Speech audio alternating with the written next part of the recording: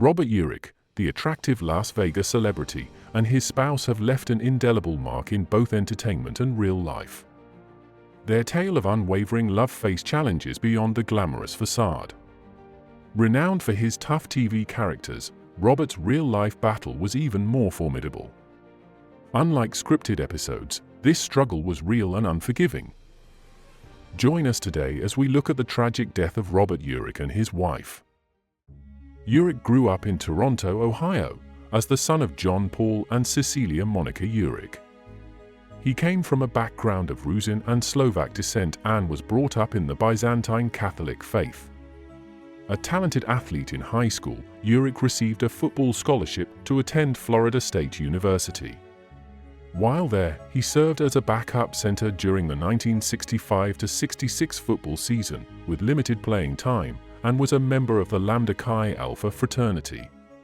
After graduating in 1968 with a bachelor's degree in radio and television communications, he pursued further education at Michigan State University, where he obtained a master's degree in broadcast research and management. Following his studies, Urich began his career as a salesman at WGN-TV in Chicago, later transitioning to work as a weatherman. After sharing the stage with Burt Reynolds in a Chicago production of The Rainmaker *, Robert Urich took Reynolds' advice to heart and made a life-changing decision: he would move to Los Angeles and pursue acting full-time. Urich's television debut came in 1972 with a guest role on the FBI. By the following year, he had landed a leading role in the television adaptation of Bob and Carol and Ted and Alice. Despite its promising start, the show struggled with ratings and was cancelled after only 6 episodes. However, this setback did not deter Urich. In the same year, he made a striking film debut alongside Clint Eastwood in the Dirty Harry film Magnum Force, playing a formidable vigilante motorcycle patrol police officer. In 1975, Urich's career took another significant turn when he was cast in the action-packed drama series SWAT. This opportunity came about thanks to Burt Reynolds, who persuaded executive producer Aaron Spelling to let Urich audition. Spelling was impressed by Urich's talent and cast him as Officer Jim Street. Despite the show's solid ratings, it was controversially cancelled in 1976 due to concerns over its violent content, leaving audiences and critics wanting more. Robert Urich made a triumphant return to television after filming Endangered Species, taking on the lead role in Gavilan. In this series, he captivated audiences as a former CIA agent turned oceanographer. Sadly, despite its intriguing premise, the show was cancelled after just 7 episodes. Undeterred, Urich pushed forward in 1984 with roles in 2 films, The Ice Pirates and Wes Craven's Invitation to Hell. The following year, he co-starred in Turk 182, a film that, despite its lack of commercial success, showcased Urich's versatility. But 1985 marked a turning point. Urich struck gold once more as he returned to episodic television, starring as the titular character in Spencer, For Hire. The show quickly became a hit, airing for 3 successful seasons. Even after its cancellation, Urich's connection to the character endured. He reprised his role in several television films, including Spencer, Ceremony, 1993, Spencer, Pale Kings and Princes, 1994, Spencer, The Judas Goat, 1994, and Spencer, A Savage Place, 1995. In 1988, Urich's career took another fascinating turn as he hosted the documentary series National Geographic Explorer, a role that earned him a Cable ACE Award. And in 1989, his portrayal of Jake Spoon in the acclaimed miniseries Lonesome Dove garnered widespread acclaim and numerous positive reviews. During the 1990s, Robert Urich's career was a whirlwind of made-for-television movies and several short-lived TV shows. In 1990 and 1991, he brought his charm to the sitcom American Dreamer and kept audiences on edge in the TV film 83 Hours Till Dawn.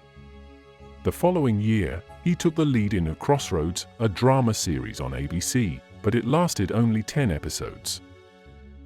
In 1993, Urich teamed up with Faye Dunaway for the sitcom It Had to Be You, which, despite its star power, was met with negative reviews and cancelled after just 4 episodes.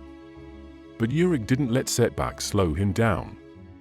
In 1995, he lent his voice to a rare one-night broadcast of Disney's TV documentary Alien Encounters from New Tomorrowland, a special that has never been re-aired. Then, in 1996, Urich starred in the TNT Western series The Lazarus Man. The show garnered a solid viewership and was set for a 2nd season. However, it was abruptly cancelled following Urich's diagnosis of synovial sarcoma. In 1999, Urich criticized this decision, arguing that his health condition wasn't considered before the show was axed. He subsequently filed a lawsuit for breach of contract in 2000, which was settled privately. Despite his health challenges, Urich's resilience shone through. After successful cancer treatment, he hosted the medical documentary series A Vital Signs in 1997 and the PBS show A Boat Works.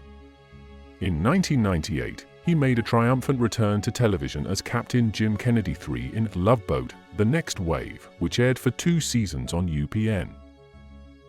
Urich's versatility was further showcased in 2000 when he made his Broadway debut in the musical Chicago. He also wowed audiences in the North American tour of the production in 1999 and 2000.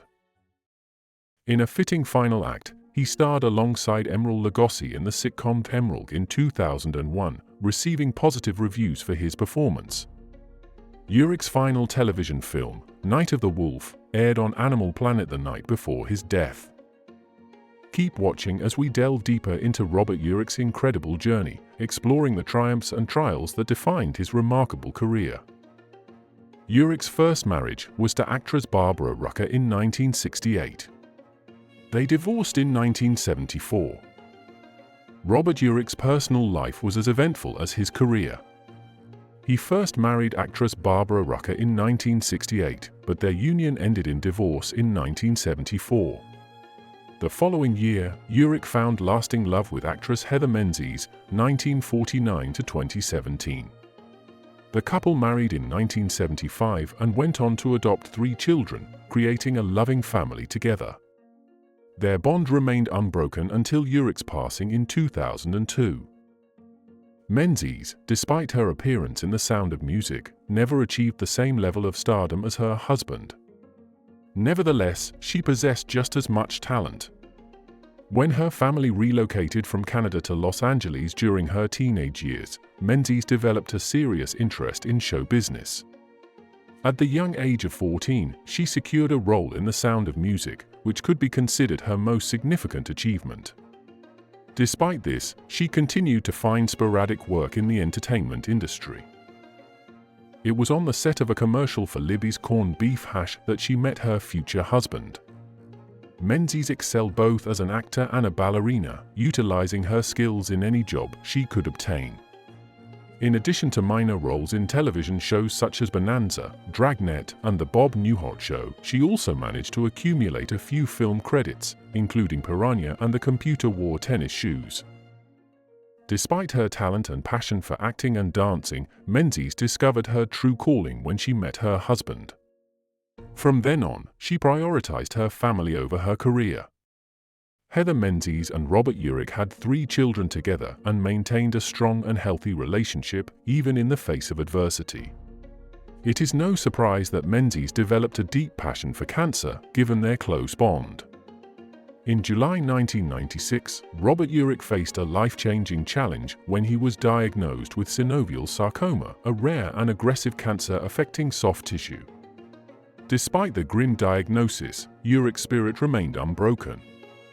He continued to work, underwent treatment, and became a passionate advocate for cancer research.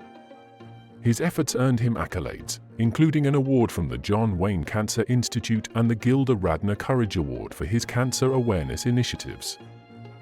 Urich and his wife, Heather Menzies Urich, established the Urich Fund at the University of Michigan Comprehensive Cancer Center to support cancer research.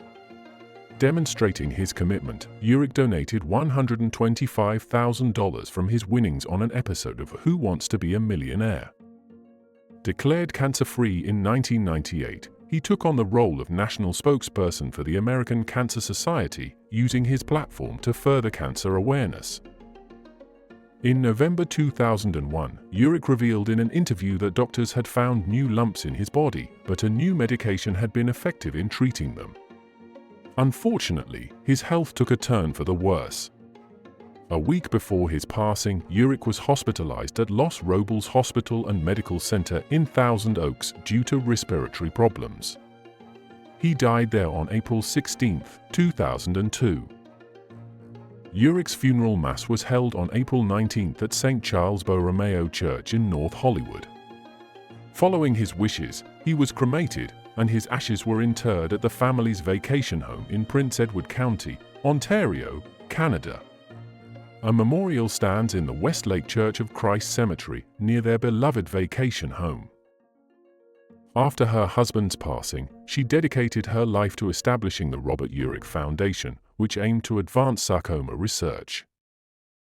Heather Menzies' passing on Christmas Eve of 2017 marked the end of a journey she walked hand in hand with the family she and Robert Urich had built together. Their 3 children stood by her side until the very end, mirroring Menzies' unwavering support for her husband over 15 years prior. It's a poignant irony that the woman who stood strong by Urich's side during his battle with cancer would dedicate her remaining years to fighting the same disease, only to succumb to it herself in such a short span of time. Despite the tragedy, there's a glimmer of hope in the love they left behind, in the form of their children and their shared commitment to battling cancer. While Menzies' passing is heartbreaking, it's also a reunion with her beloved husband, a comforting thought for those who knew their deep bond. In a way, their story, though marked by decades of struggle, finds a semblance of peace in the end. The legacy of Robert Urich and Heather Menzies lives on through the Robert Urich Foundation, now entrusted to the hands of their children, including their son, Ryan Urich. Ryan, inspired by his parents' journey, pursued a career in medicine with the hope of making a difference for those facing similar challenges. Through their foundation and Ryan's work as a doctor, there's hope that future generations will find solace and support in the face of cancer's relentless grip. Urich and Menzies Urich raised funds for the Eccles Performing Arts Centers at Park City High School in Utah. In memory of Robert Urich, the school created the Robert Urich Scholarship Fund. The couple also established the Robert and Heather Urich Fund for Sarcoma Research at the University of Michigan Comprehensive Cancer Center. Toronto, Ohio named the Robert Urich Interchange after him, connecting the town to Ohio State Route 7. Urich's contributions to television garnered him a star on the Hollywood Walk of Fame. As we reflect on their story, may we find strength in their love, resilience, and enduring legacy, and may it inspire us all to continue the fight against cancer, united in compassion and determination. If you have found this video enjoyable, please click the like button to show your support. And if you wish to be notified first when new videos are released, please subscribe.